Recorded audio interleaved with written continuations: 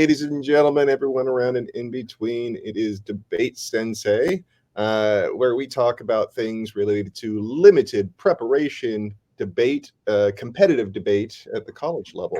I have with me Tim Seavey, assistant coach at San Diego State University. Woo! End of the semester. We got this. Yeah. I'm Jared Kubicka-Miller. I am professor of communications, debate coach. We do a third partner sometimes, though. I think he's missing today. Do you remember where he is? Huh? Do you remember where I have no son, okay? He's exploring orphanages. All right. So IPDA. IPDA. Oh, I forgot to make the banners, though. I could do that when we go. So I can explain a little bit of what IPDA is and why this is a little bit different. So the International Parliamentary Debate Association is different from the National Parliamentary Debate Association. Debate Association. Public. Excuse me. Oh, it's public. Oh, yeah, not wildly different. In that it allows you to debate. It's 1-on-1 instead of 2v2, and it allows for prep time for speakers. They get 30 minutes of prep with 5 topics. So there's a topic strike that happens, which we're about to do here live. And it's fun because it's a little bit of interplay. Like you don't have to debate a topic that you really, really don't want to, because you get a little bit of choice in that. And the two competitors get to work with each other to an extent to come up with what they want to debate. And during prep time, it's even a little bit encouraged to actually collaborate to an extent. So like you're not going for squirrely stuff. But one of the cool things that I like about IPDA is that it allows for the full gambit of topic types, the full trichotomy. So you can go for fact rounds where it's preponderance of evidence or whatever kind of criterion you want, or value rounds or policy rounds. You can choose. And metaphors are oftentimes sprinkled in there as well, if that's what you're into. But that's a fun kind of thing where parliamentary debate, NPDA, used to be more that way, where in any given tournament, you get a smattering of each type of topic. But now it is pretty much exclusively policy. You do get some values every once in a while, like rarely a fact, but especially at the higher levels, you do not get anything but policy topics. And it is like frowned upon, and people throw a fit at tournament directors if a non-policy topic is included in a tournament. So it just is kind of going that way. So this topic set that we've got today comes from the Fall Champs tournament this past weekend that had 250 IPDA entries, like unbelievably large IPDA entry. So shout out to Mount Sac, PSCFA, Roland, and all those folks for actually making it work and not burning everything into the ground. Like it seemed like it actually ran pretty smoothly for that big of an entry. But these topics seem a little bit different than your typical. I was looking through as you were talking. I was looking through, and at least half of them are policy topics. But I think in some rounds there's 2, sometimes 3 value rounds. So I've always seen, or like the not codified but general consensus rules that I've heard are, when generating topics for IPDA, 2 policy, 1 fact, 1 value, 1 metaphor. Yeah. And like that's the requirement to come up with the 5 that you're going to go for. And this one seemed like it was more policy heavy for the gold round. You know what? Did they change that?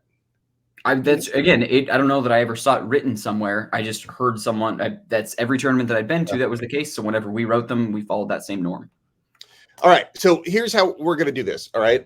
What we do is we flip a coin for the side. We know what the topics are, so it's a little bit different than how a tournament works, right? And so in order to make it like fair or something, it's like Tim takes one side, I take the other. We flip a coin to see which side is which, and then we go through the striking process and explain our reasoning along the way. All right. So let's do that. Heads your aft, tails your neg. I think that's our standard, right? All right, let's do it. All right. So that means neg strikes first. Cool. And if I'm on neg, so I always have to go through this process of getting myself into the negative mindset first to make sure I'm reading it right. You know what I mean? Oh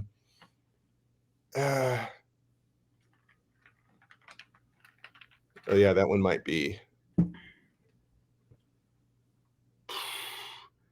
Sorry. I try and do a little bit of like work ahead, which in a real round you can't do. You got to just look at them and get yourself ready and then start striking away. You know what? I'm going to get rid of this one. Okay. Yeah, like on the neg, because like Yeah. first off, I don't know much about it, and when I was reading it, I'm like, oh, that sounds intriguing. That sounds interesting. You know what I mean? And so I'd be so much more interested in learning like what it does, and being on the negative on that one. I think, yeah. I got one good argument on the negative, but there are certainly more for the affirmative. Yeah. So in short, or at least what I learned from this is about trying to increase competition, in specifically the duopoly of Visa and MasterCard. Right. And so the way that the law is drafted, it's a way for other sort of financial institutions to kind of get in on the credit game. And so it would be like anyone with more than $100 billion in assets or something like that, it would apply to. So it wouldn't really apply to small banks or anything like that. It would probably benefit small banks. Yeah. So that's the idea. They use the example of how like the debit market has more competition. So it's more competitive in that space, and that actually has kept costs down. So it's like why credit unions and things can exist. You don't really hear of a bunch of different credit card companies. So the idea is that it becomes functionally closer to the debit market by requiring banks or merchants to accept two. So more than just the existing, because banks really just pick one or the other right now. But if they're forced to accept two, now it opens up the market to additional competition because they can just go with whatever's cheaper. So I've got a good counter argument to that, though. So, I mean, on the affirmative side, I can just go hard for like credit unions are the best. They give the best service. They're not bailed out by banks. They, actually take care of people. They don't do all kinds of shady practices, whatever. So I would just go hard for credit unions and say that like credit unions would be the ones that would win the most. And I think that's like a somewhat straightforward story to tell. I think you can poke a lot of holes in that and be like, just because banks are regulated does not mean that they suddenly become freaking Robin Hood, not the app, but the character, and like do good for, the little guy. That's not the case. They'll just find a different way to win. And that's where I think you end up with a really good negative argument that it does not, that, fine, it breaks up the duopoly. It becomes a triopoly. Amex wins, and now you just have three choices. And that doesn't open up for anything smaller. It's just whoever becomes third place is now locked in, because if they accept a second, then American Express is going to put a ton of, marketing and lobbying effort into absolutely, accept one more. That'll be us. And then you now just have three to choose from, which is sort of already kind of the case. Like, I'm sure that Amex is not as big as the other two, but it's the only other one I can name. I can't name another credit card. Yeah. What happened with Discover? Was that? I think Discover is MasterCard. Is it? Okay. Maybe I'm wrong. Yeah, clearly I don't know enough about this. Like when I'm looking at these things, I'm looking spent some time in it and I still don't know. Like everything, because it's the difference between like there exist different companies that have different cards, but they all end up actually being Visa or MasterCard cards. So it's not just the banks, it's the processors. And so the merchants rather. And so that's what this bill tries to target, is there are really only two processors or merchant processors. So yeah, it's not as sexy of a topic for sure. But I think if you got 30 minutes to research it, it could become interesting. Yeah. I mean, I could probably find something, but also I'm looking at that, and that one seemed the most like presumption favored the affirmative. Yeah. You know what I mean? Like, and I'm like, man, I'm just gonna get rid of that one. Yeah.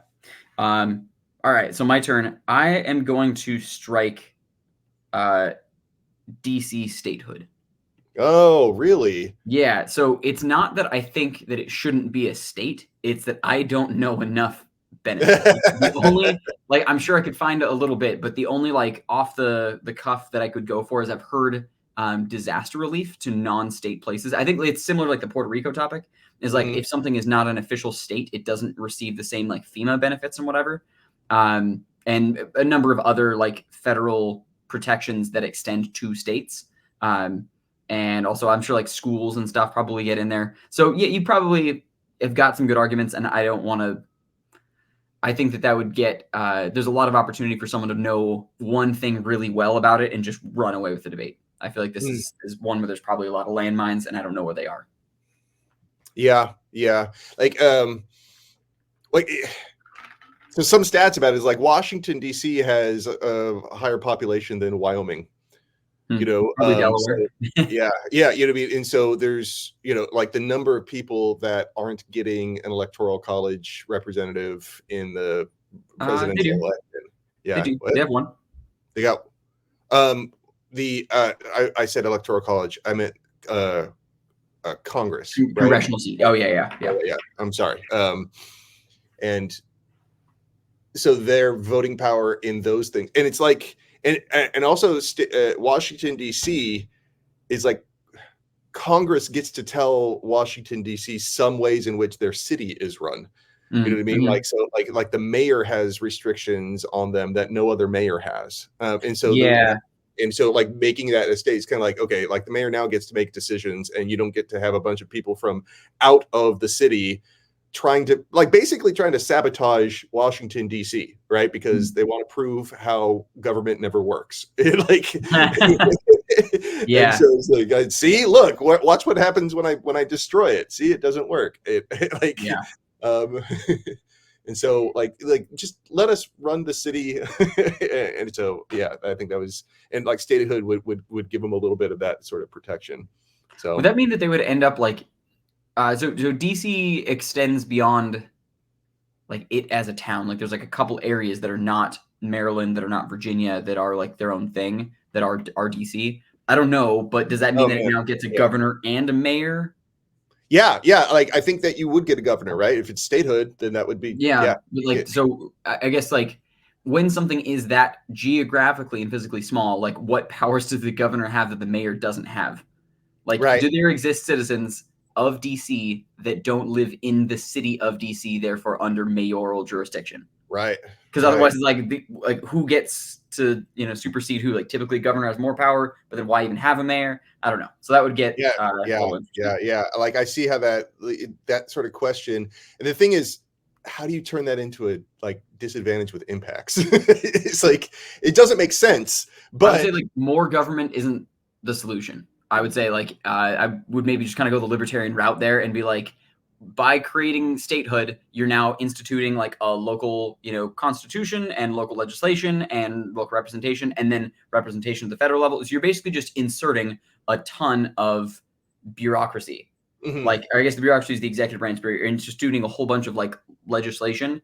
And I think like more people in power in Washington does not equal better. I don't know. I think I'd probably have to spin some kind of narrative there of like, yeah, the see, more like local, the better. And this doesn't make it more local. It's still kind of lacking the impact level analysis. You know what I mean? Like that's the So yeah, I would probably honestly just boil it down to like natural disasters in schools or something like that, and figure out like where their funding comes from, when they get superseded, how the current flow is, and why it's broken, something like that. All right. So like I said, I feel like they're probably, if someone knew a good bit, especially if someone like lived in DC at some point and knew what was wrong with it, they would just like wipe the floor with me on that, and I would not be able to pick up that kind of information in 30 minutes. So I probably want to steer clear of that one. Okay. I'm striking next. Yeah. Yep. So this one, and it's not because it like I like the topic area, but the way it's worded makes it really unpredictable on the negative for me. Like, I'm not exactly sure what my arguments are. It's trying, like, those words are capitalized, so it's trying to use it as like a heuristic to reference, the policy the NCAA has passed. But yeah, okay. So background on this one, there's been a ton of fight for a number of years that college athletes should be paid. Reason being, universities make unbelievable amounts of money off of viewership, advertising dollars, whatever, like sponsorship things, for their athletics programs, typically college football and basketball to an extent as well. And the players don't get any of that, like, at all. So like they get like scholarships and housing and whatever, like they get all the perks that a student can get, but they cannot get anything beyond that. They cannot receive gifts. They can't get bonuses from donors. Reggie Bush being an example of like, he got, cars and things given to him from donors from the school, and like Heisman Trophy taken away, and USC like, fined hugely. So really, really harsh policies against any kind of compensation, despite like, I'm not sure how many millions of dollars worth of revenue Reggie Bush's, name, image, and likeness brought into the school, like the cover of NCAA, EA Sports, right? Like that kind of stuff is now changed. So that this has changed to players whose name, image, and likeness is used for profit are compensated for that. So there's like some players that are sponsored by like Beats headphones, famously, or by various brands, or EA Sports. Yeah, what I heard was that NCAA is what gets all the money, and that the athletic programs usually cost universities money, that it is a drain on their budget. And so the NCAA is the one who's doing, and so like it's NCAA that's running themselves as if they are a nonprofit. Like they're nonprofit in like sort of legal, just like the NFL. Yeah, you know what I mean? Like only legally are they nonprofit.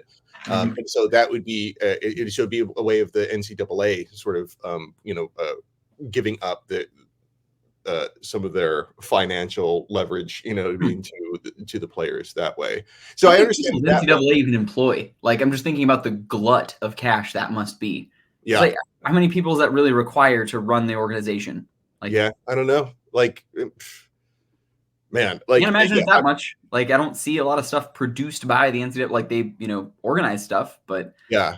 So like that's the story that I'm familiar with. The thing is that it sounds like name, image, and likeness is an existential threat. Is that on the affirmative, you would be saying we should not give name, image, and likeness rights to athletes. You see what I'm saying? I don't know what direction this is going. Like, I'm like, are you in favor of it, or are you against it? Like on the affirmative, I think existential threat means like it could kill college sports, so therefore I should be against it. Right. And when I put it into ChatGPT, it kind of pops out the exact opposite, where they talk about college athletes. The affirmative would be arguing that athletes should deserve fair compensation for their talents. They should, legal and ethical. So it's like the lack of name, image, likeness payments is an existential threat. You see what I'm saying? So it's not that I don't like the topic area. It's that I don't know what side of the debate I'm on, like the way that this is written. And so I'm like, I can't, on the negative, I can't just leave you. On the affirmative, you get to kind of define, things and sort of say how it's going. And then on the negative, I'm like, I can't prep both sides, like in that time. I really got to stay focused. And so that was the main reason that I voted that one down. Yeah, that's fair. Yeah.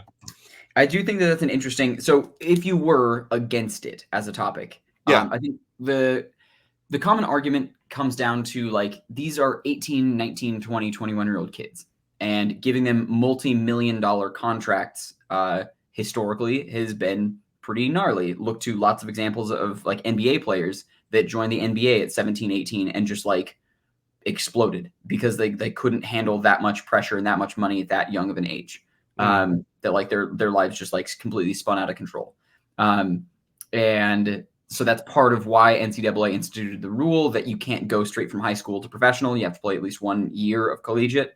I'm sure they make a pretty penny from that rule as well. But I can understand that it coming from player well-being being in place. So that's part of the argument that they're making.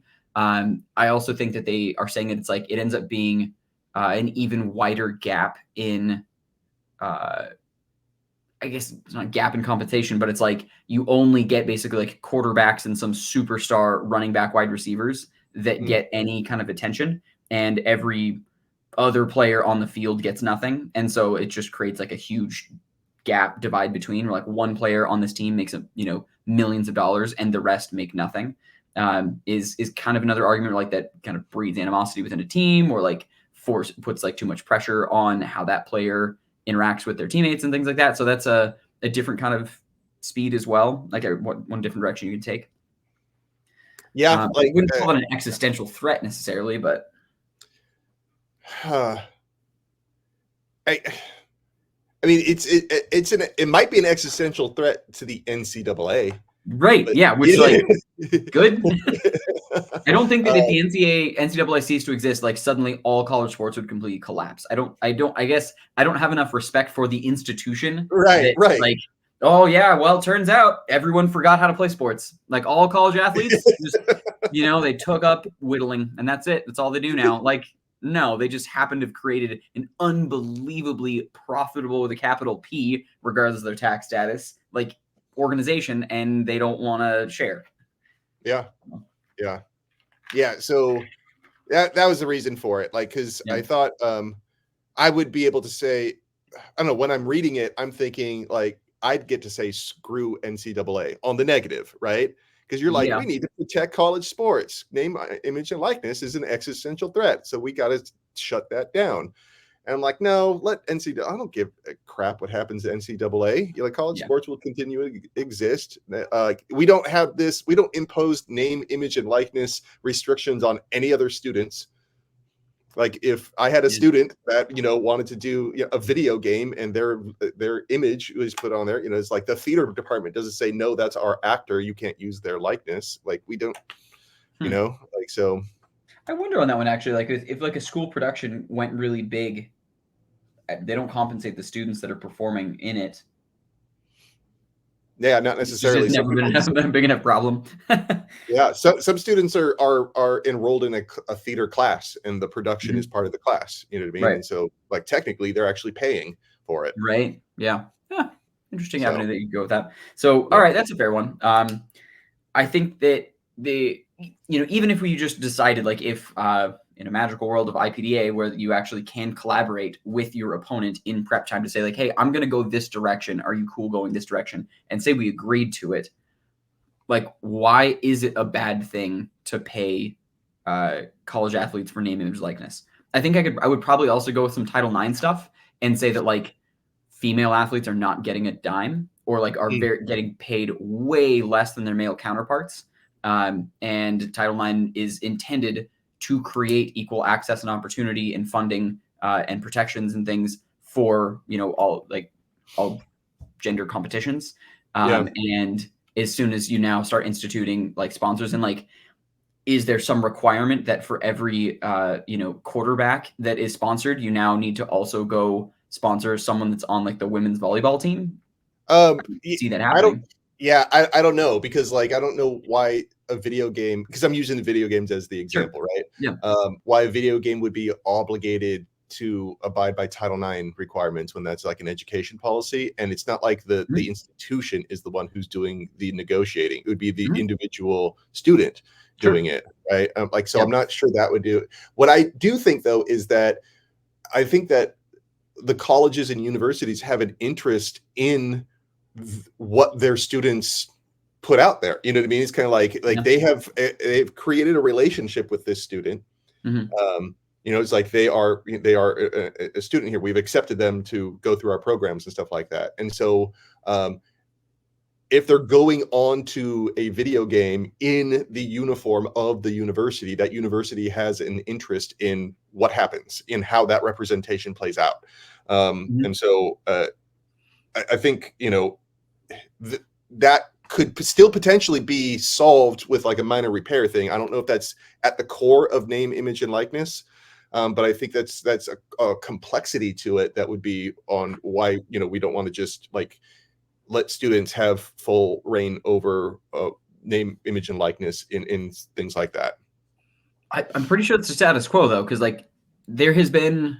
I played NCAA football 1998 on the PlayStation 1. So like those games have been around for a very long time, and it was always still using the student's name and their image and their likeness. And the universities were compensated. So like Ohio State gets paid, they are a license fee is paid from EA Sports to Ohio State to be able to use their stuff. So the university still makes money on those. So that's like non-unique as far as the players' name. But if the law, if rules change, is what I'm saying. If rules change, then that would be different.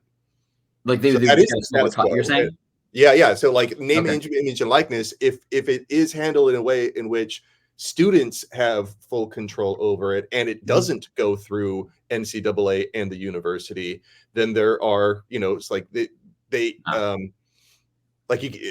so I'm just saying that legally, it doesn't sound like something that is possible to just like erase somebody's interest in their representation as well. You know what I mean? And so. Interesting. Okay. Yeah. I think that one's, I don't know quite enough about it to be like an expert at it yet, or like, and also this is a tricky one to define, exactly grounds of bright line. Where, but, I think there's still a lot to talk about. That one's more of like a fun, like over drinks debate than I think. Yeah. And like you could also say it's like you just frame it like a fact debate, and then you just kind of go, good, it is an existential threat. We should let them destroy it. You know, it's like there's like, I think college sports are a drain on universities. We should absolutely grant name, image and likeness rights, because that is exactly what will happen, and that's what I want to happen. Yeah, I think that'd be a fun one. I would actually, I love that direction. That'd be a very fun one. That'd be you. That's what I thought you'd be able to do. I'm like, oh man. Yeah. All right. Okay. So moving along, I would next strike publish or die, or publish or perish. Oh, okay. So this one is cool as a topic. I don't think that like students end up learning a lot about it, or like don't get into it unless their professor comes to class a little bit drunk sometimes and pissed off and share like the pressures they're under. So publish or perish culture, I feel like applies more to professors. I'm sure it's like gets on grad students as well. But I don't see it hitting undergrads quite as much. The idea being that a professor needs to be continuously putting out research and publishing research in order to keep themselves, their department, their university relevant, and also in some cases in order to keep their job. That's the perish component of how I understand publish or perish. So yes, what I think is gross about it, and this is maybe not the case at every institution, but from the few institutions that I have worked with closely in the like publishing area, when something gets published and the university goes, rah, rah, that's awesome, especially if there's a research grant component to it, because like those are the things that universities really want their professors to go for, is like when there's dollars to be, you know, changed for it.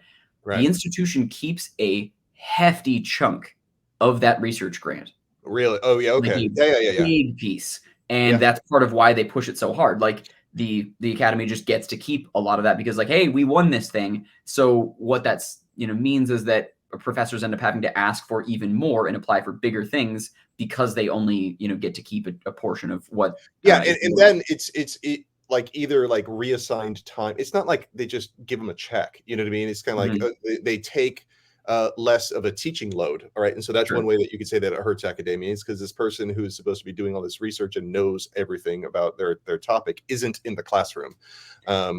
Yeah. And so like it's in fact, like the research and writing is what takes them out of the classroom more and more. And it's the grad students that are teaching the courses.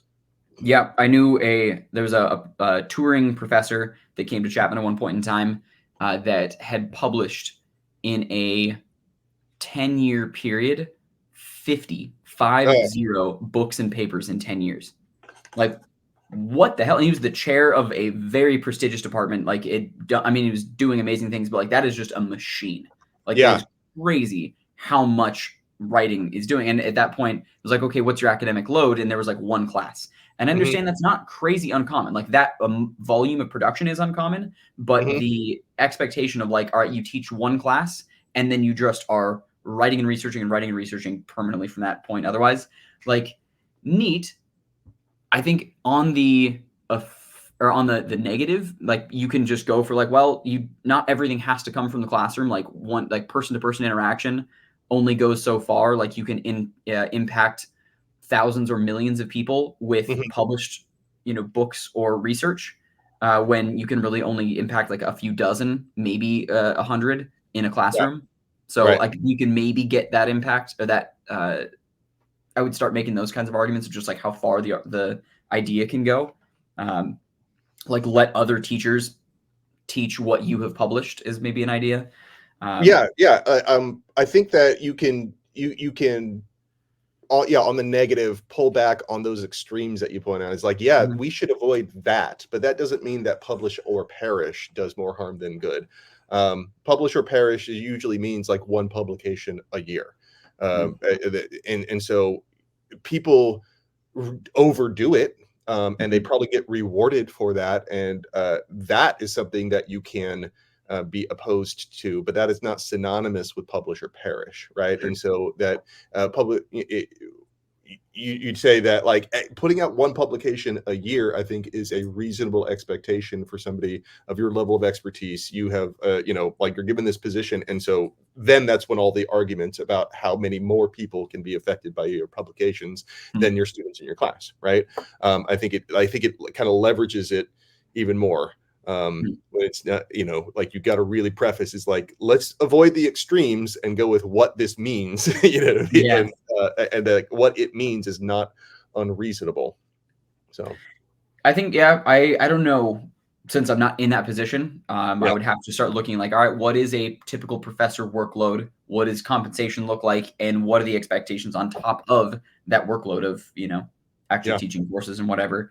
And then also I think the abuse of grad students would be a cornerstone of my argument. Like the use of grad students as TAs is good or bad for education is probably how I would try and like move that debate, because the more publishing, researching work that a professor is doing, the less they're in the classroom, like, getting into that. But it's not that nobody's doing it. It's either an adjunct or more likely a TA that's doing it for cheap or for free. And that is I think probably the uglier side that I would probably impact out. Well, last thing if you're on the affirmative, I think that you can say that the actual publications are worse too. Because sure. Yeah, you know what I mean? Like you have to publish so much, not all of it's going to be gold. And you're playing a numbers game. So most people that do put out 50 publications in 10 years don't care if not all of them are gold. They're going for the numbers. You know what I mean? Yeah. And in fact, people have put in, they've submitted and have had accepted parody submissions. They would actually make fake submissions about, like ridiculous topics, but they put enough academic jargon into it. And so all the editors of those journals are overworked and all the, and it just slipped by. They're reading a huge volume. Yeah, you know what I mean? And so because there are so many submissions to so many journals, then you get bad literature. Like we are less selective because everyone's playing a numbers game and they're all trying to help each other play this numbers game. The like quality control is slipping. That's a good argument too. I hadn't thought about that. That's going to be true. Yeah. Cool. Okay. Well, that leads our final topic, which is the one that I want to debate the most anyways. Yeah. It's tough, man. Like being on the negative is tough. I think being on the negative on any of these is tough though. This was my number one preference for affirmative. I assumed you would strike this very early on, but there are so many approaches you can go with this. And I feel like it's come up a lot and should continue to come up in a lot of debate rounds. I think it's probably one of the most pressing issues. At least it feels very proximal because like in San Diego, it is pretty much year over year, like the number one most unhoused people per capita or per like population density. It's a serious problem. And I know that there's lots and lots of places all around the country that is a huge issue. So this is a one that I do love debating because I think it just comes out with fun ideas sometimes. So housing first, with the first being capitalized, is kind of like a policy direction where it's not get people jobs. It's not get people, food. It's not people get them clothing. It is let's get people housed and then solve social services, then solve medical needs and occupational needs or whatever, all those other pieces, those are secondary to housing. And the stats and things that I have read are that is the most likely way to break the cycle of homelessness. Because homelessness becomes cyclical when like someone gets a job and they get sort of on their feet because they got some, so they're able to leverage something and something worked out a little bit, but the lack of housing means that other things start to fall apart. And it makes the likelihood of falling back into homelessness significantly higher. Versus if someone has stable housing, the other pieces, just fucking Maslow's hierarchy of needs, are easier to solve once you've got the most basic food, water, shelter in place. Yeah, I have to get creative on this, okay, to be on the negative, right? Because I can't just ignore evidence, right? Yeah. And I think that's what people, like especially beginning debaters, don't quite get, is that if the evidence is good, like trust it, right? But that doesn't mean you stop thinking about how to do this. And take a look at the topic. Housing first is the best approach to homelessness, the homelessness crisis. And so I would start with talking about what it means to approach something. It's like these are like the first things you do. And while I think housing first is a great goal for a bit broad thing, I think getting population on board, like and showing that it works, is an important approach to this. And so I would counterplan with targeted transitional housing. targeted transitional housing is, What does that mean? it is, let me see here. Instead of housing first, it would allocate resources towards targeted housing programs, would be focusing on shelter specifically to homeless individuals who are willing to participate in rehabilitation treatment programs for addiction, mental health, and job training. So you wouldn't be able to do that for everybody, right? But having that for a certain population first, showing that it is successful, and then going, okay, we're going to broaden out to a housing first policy. I would say that doing approaching the homelessness crisis in stages is better than just one big shocking policy. Yeah.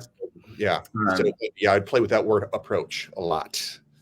That's a neat way to go for it. I think there have been a huge number, like it's just a graveyard of failures of projects that had this very aim that were just catastrophic failures.